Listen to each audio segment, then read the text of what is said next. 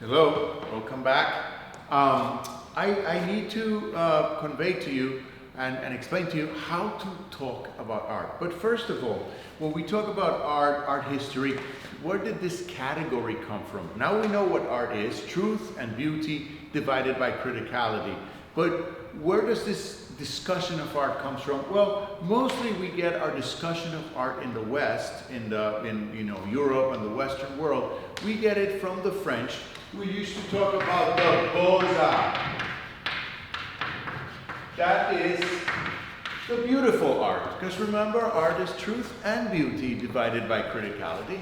So this Beaux-Arts, according to the French Academy from 200 years ago or something, are music, dance, poetry, painting, sculpture, architecture, and sometime in the end of the 19th century, the seventh art. There were six before the seventh art emerges, and that is film, the mixture of image and sound.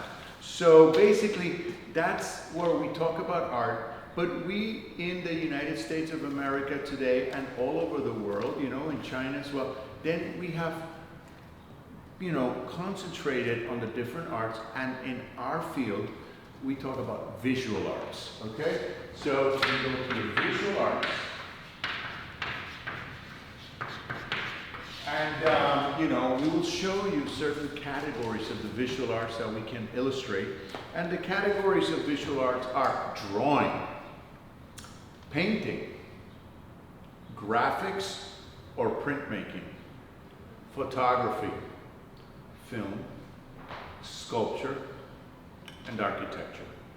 We have some variants of this. For example, sculpture and architecture can mix in a variant called installation. And we have installations that we're also going to show you. And of course, when we talk about film, do you guys go to the movies? I go to the movies, but a lot of people don't go to the movies. So film includes the whole world of video art, digital art, all sorts of things done through your computer, right? Photograph, computer, editing, so that is all part of the film category. Now, how do we, so you gotta write for us, for this class, right? You gotta write for me, and when you write for me, the first thing, and we're gonna write about a piece of art, the Mona Lisa, or something like that, David by Michelangelo, what do you do? The first thing you do is you describe the work of art. So we have a description.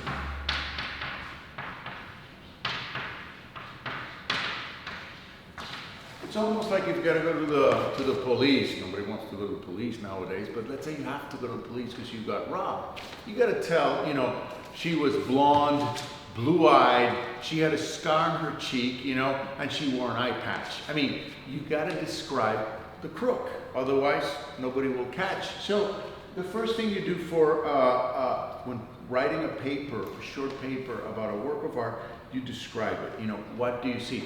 There's a man and a donkey with a woman beside them going towards a city.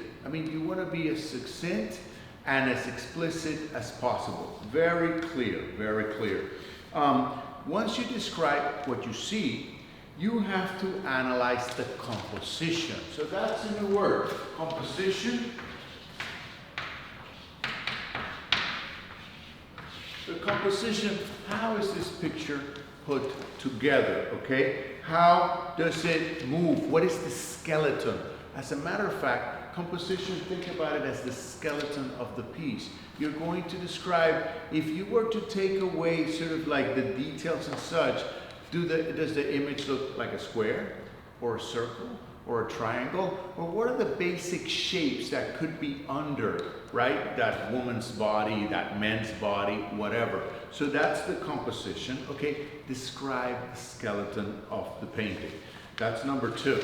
Number 3,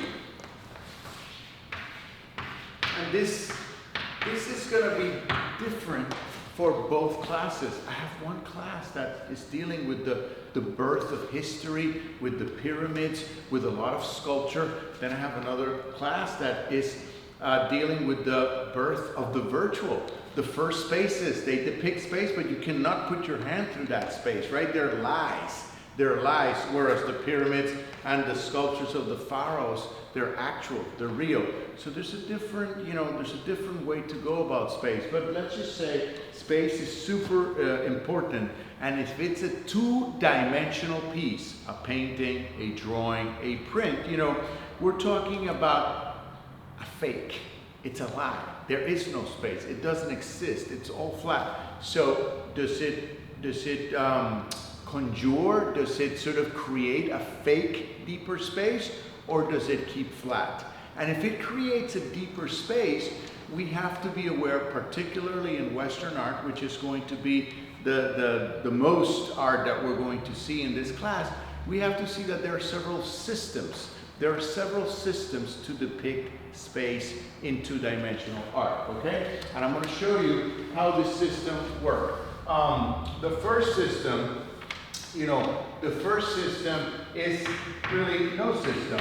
Things are right next to each other, okay? The other system is called above is behind, okay? So this one is supposed to be behind this one. The third system, you basically have,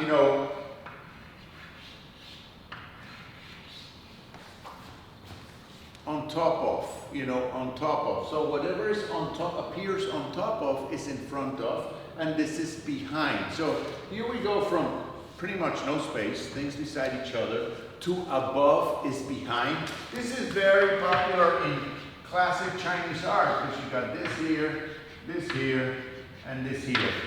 And that becomes sort of the three spaces, right?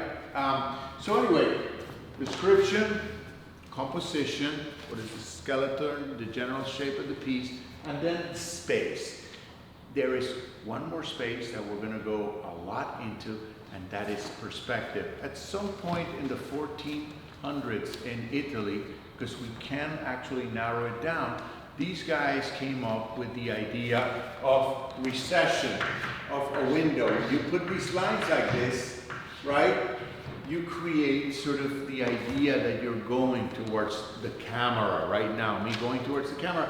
And sort of when you think about it, it could have been finally the sort of expression of the one God. These are cultures that believe in one God. It has to be the one God. The Judeo-Christian tradition is notoriously intolerant. It's not like pantheons of cultures where you have pantheons of gods, many gods. There is not that stress to go towards the one. So some point in Western art history, we get that sort of conjunction. People say, oh, we have one God.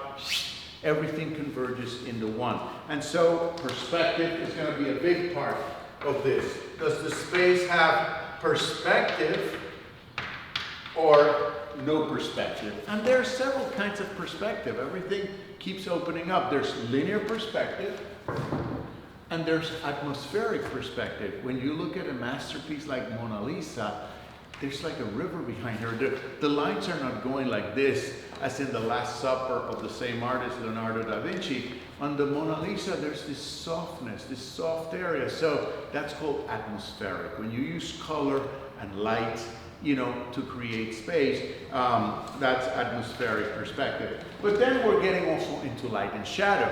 So I want you to check mark each. You did description, great. You did composition, great. You did space, yes, it has space and it's perspective. No, it doesn't have space, or it has above is behind space, or it has, superimposition, just with a superimposition. So those are the kinds of spaces. The next thing is light and shadow. Okay, a lot of work uses light and shadow. And you are seeing painting right now with light and shadow. Things coming out of the shadow, things that are in the light are in front. Whatever is in the shadow stays behind. So that's another way to create space. That's another way that we also want you to address a painting through, or an image through, because it could add to the reading. Whatever's in the light is the artist wants you to look at. Whatever's in the dark, the artist is not so interested. So we do that, light and shadow, light and dark. And Another category that I want you to think about is also texture. Texture is very important, okay? That would be number 5. Texture. Does it, you know, are there like marks? Is it smooth? Are there a lot of marks in it? And that's good for sculpture as well. You know, in sculpture you can touch it. Painting, it's not so cool to touch it, but a lot of people touch it. Just be careful what you touch, because you could go to jail, right? I mean, if you touch La Mona Lisa, they'll send you to jail. There's a glass, but you will go to jail. Anyway, texture, brush stroke. Is there a brush stroke? Can you see it or you can't? Then there's color. Color is its own science. Okay, color is its own science. And you know, you have yellow, you have red, you have blue, and all the mixtures of those, the whole rainbow. So you must talk about color, what's going on. Now, before we finish, I would like to tell you that in sculpture, there are some variants. So here we finish with 2-dimensional works. But if we're talking about a sculpture, and for those of you in Art History 1, when humanity didn't know to lie and to create virtual stuff as much as it has since then, you're going to deal with a lot of sculptures. Sculptures, you have to deal with, you know, the size, big, small. You do have composition. Is it like a big ball, like a Buddha? A Buddha is a big sphere, right? A crucifix is 2 lines. So you can't talk about composition. Texture is big on sculpture, but the most important thing about sculpture is going to be mass and volume. Okay, mass and volume. And here are some examples of mass and volume. Okay, I want you to look at them because they're very different.